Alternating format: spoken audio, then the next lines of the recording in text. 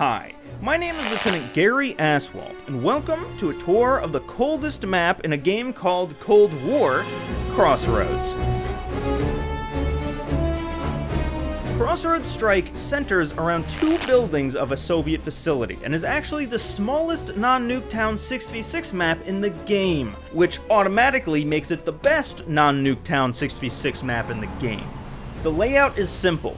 From each spawn, you can go to the left, right, or straight through the buildings, with a middle alleyway between them to cross from the inside to the outside lanes quickly. Most of the outdoor action tends to congregate by the vehicle on the north side, as it has a decent amount of cover, and it's where three of those routes converge. Enjoy a quick game of Ring Around the Rosie as you keep an eye out for this bad guy mounting up by the flatbed in this little V, which stands for Very Good Player. It's a good spot for SMGs, perfectly juxtaposed by the south side, which, like most maps in this game, is an open route between spawns. Over here, you'll want to be careful of the cliffside overlooking the whole thing, where enemies can post up to pick you off. One thing you could do to combat campers on that side is to hop on top of the shipping crate to have the same view back at them. No one ever does this. Instead, most will charge headlong into the cliffside like a triathlon on Normandy Beach. But thankfully, if you're the lucky one to get past, there's plenty of ways to get up on top of the cliff from the bottom,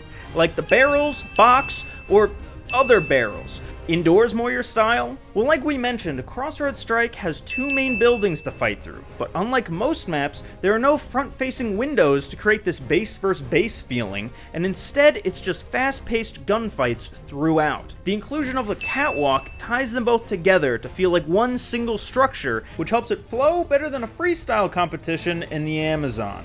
For being a standard 3-lane layout on the surface, Crossroads threads the needle for a well-made map. It's symmetrical without being symmetrical, and with the exception of a single door being closed here, the entire map is open. There's no invisible walls keeping us on rails because the game is too afraid of letting you off the leash. There's no weird gerrymandered bounds. It doesn't feel like it was deliberately made to fit this 3x3 grid. And while yes, Crossroads Strike is a standard 3-lane map, it's an example of why they work and an example of it done right.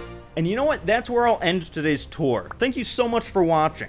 If you want to check out the last one that we did, you can click right here, and everyone else can exit through the gift shop, where we have a clearance sale on unmarked barrels. They're like those surprise kids toys, except way more lead poisoning.